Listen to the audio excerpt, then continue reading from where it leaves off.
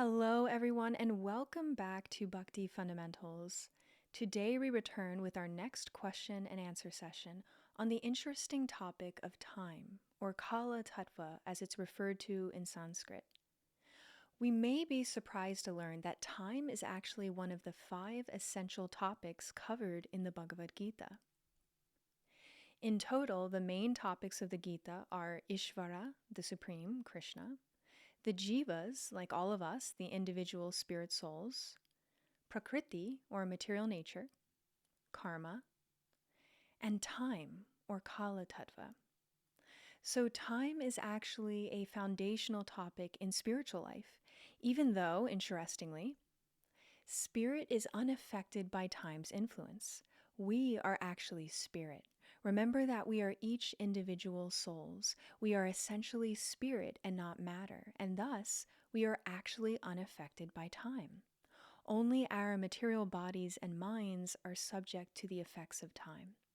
Indeed, time exists only in the material world, not in the spiritual world. Srila Prabhupada would say that the influence of time is conspicuous by its absence in the spiritual realm. So why is time important for us to be aware of in spiritual life if it only affects matter? Let's answer this in part with a little story. One time, the father of a king tested his son's spiritual knowledge, and he asked his son, "What is the most wonderful or amazing thing within this material world?" His son, the wise King Yudhishthira, replied as follows: "Hundreds and thousands of living entities meet death at every moment, but every living being nonetheless acts as though their own material bodies are deathless. Therefore, they do not prepare for death.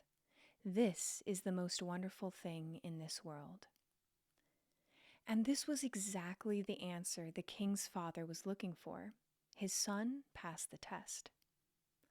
One of the points here is that our material bodies have to die at some point because our material bodies are fully under the control of material nature and material time. And our karma determines when our bodies will die. Yet still, we tend to think that death won't come to us in the next minute or day or week or year or decade. We tend to think we have plenty of time. Even if we hear about friends and family members leaving their bodies at the time of death, still we tend to believe that death is far off for our own bodies.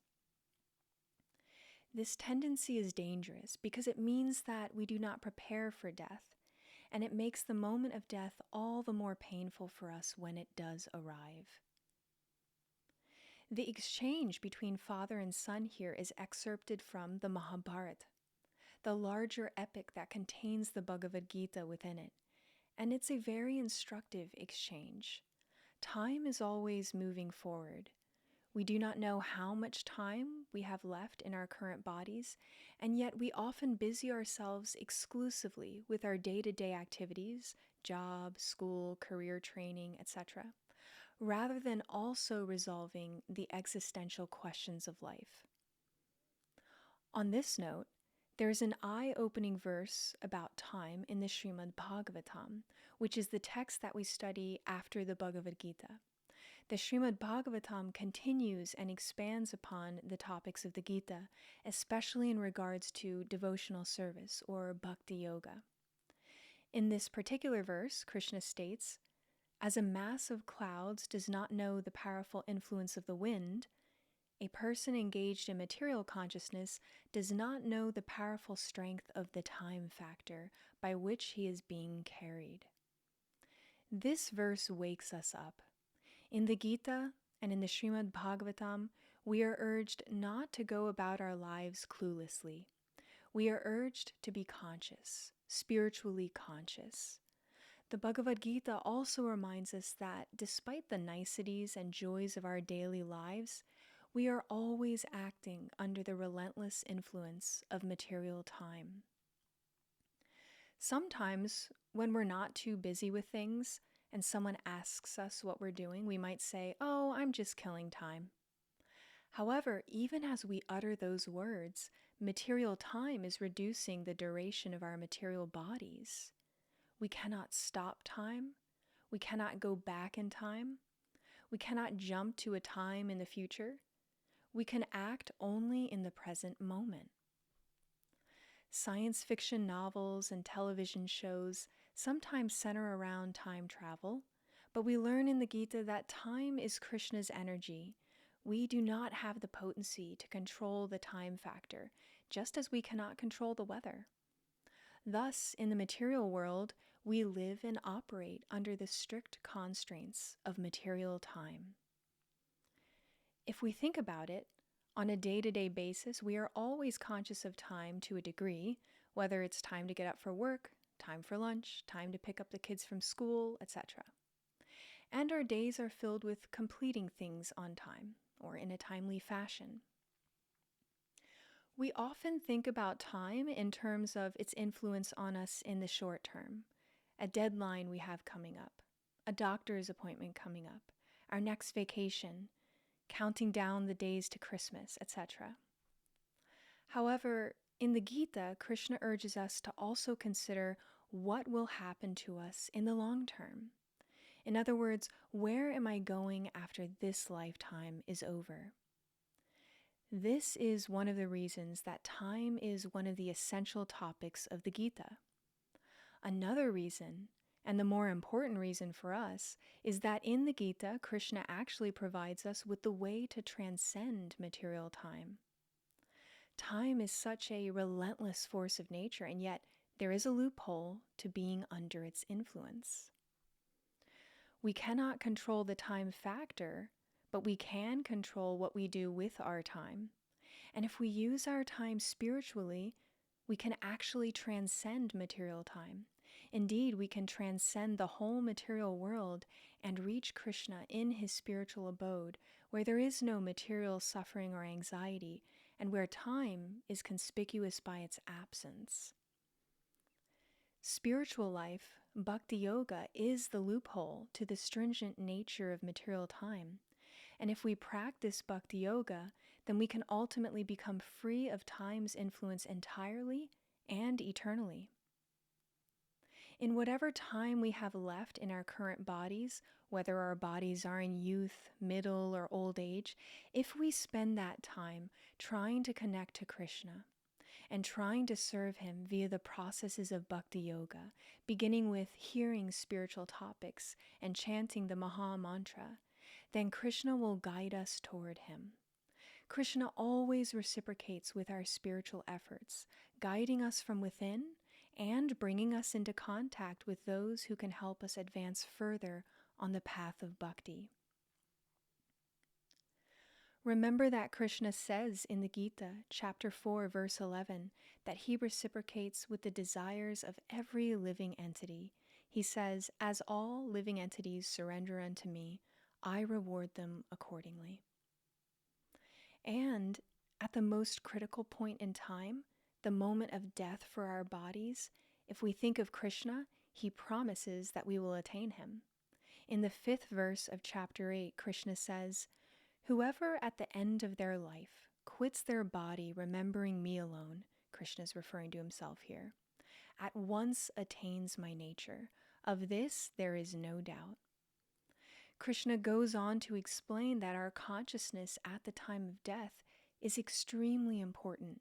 In fact, our next destination, meaning next lifetime, depends especially upon the direction our consciousness points to at the time of death. It is our consciousness that carries us to our next body. And in the very next verse, Krishna says, "Whatever state of being one remembers when one quits one's body, that state one will attain without fail." Krishna here explains that the process is such that whatever we remember at the time of death, that state we attain.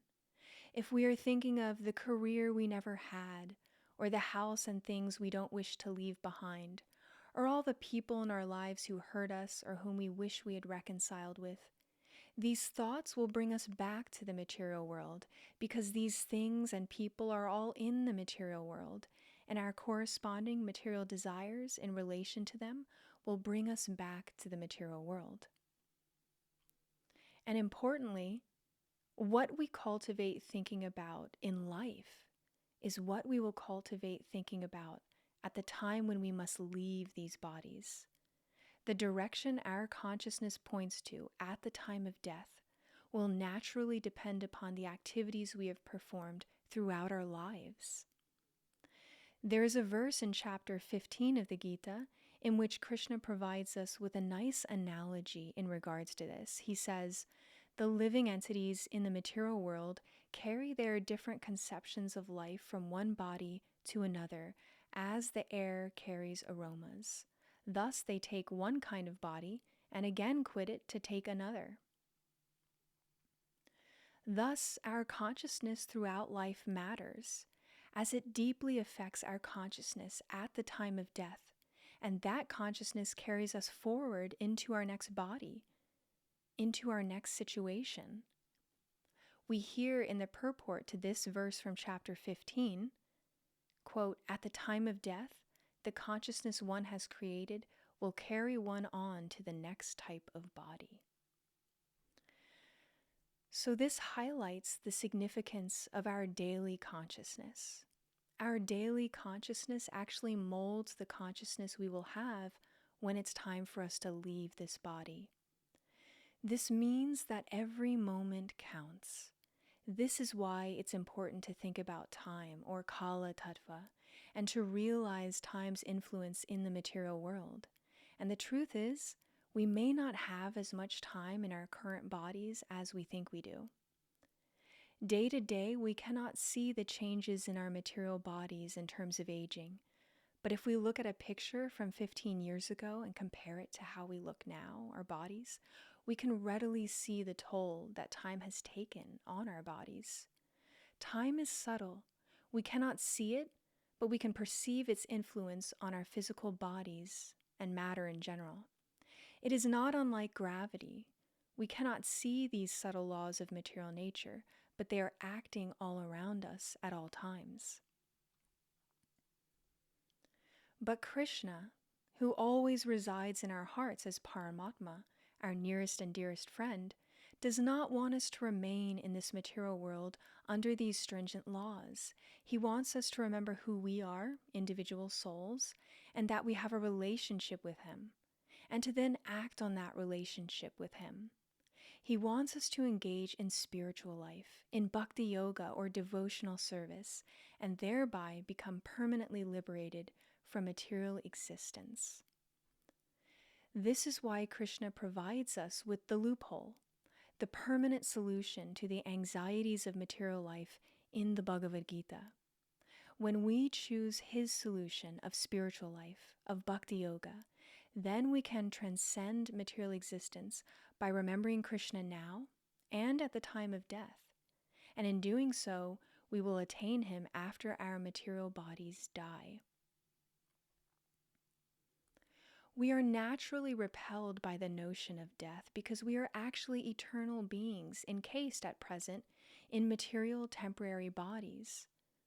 But the temporal nature of this world, time's effect on our physical frames and on everything material in this world, should be an impetus for us to look beyond matter to spirit, to that which is eternal. So let us take this opportunity and be successful. Spiritual life isn't just for those in old age for the body. It's for everyone to start practicing now, so that we can remember Krishna, the Supreme, throughout our lives, and at the critical moment at the end of this lifetime. Let us start before it's too late for us in this body, before our time in this body has run out. Remember, we cannot control the time factor taken as a whole, but we can control what we do with our time. And in this way, we can actually control where we are headed in the future. By our actions and consciousness, we determine whether we will remain in this material world of temporality, suffering, and death for everything composed of matter, or whether we move on to the spiritual realm, where anxiety, time, and death are all conspicuous by their absence. Thank you for listening today. Let us know if you have any questions, and we'll see you next time on Bhakti Fundamentals.